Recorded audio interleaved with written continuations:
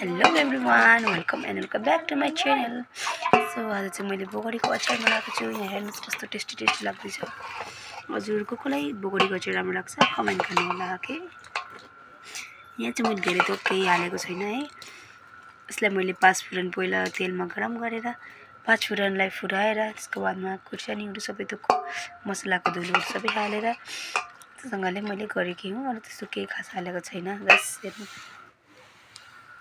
My God, मैले त बिर्सिरहेको थिएँ कि मैले त निमक त हाल्न बिर्सिरहेको। निमक बिनाको अचार त के हुन्छ हैन। सो म चाहिँ निमक पनि एड गरेँ यसमा। यसलाई मजाले मिक्स गर्नुपर्छ।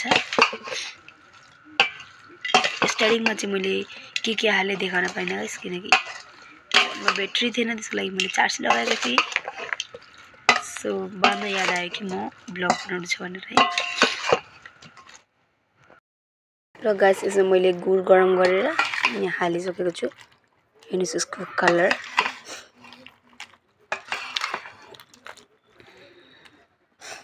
हजुर कोलाई बोगडीको अचार राम्रो लाग्छ मलाई कमेन्ट गर्नु होला। Okay bye bye, see you next blog. Thank you for watching.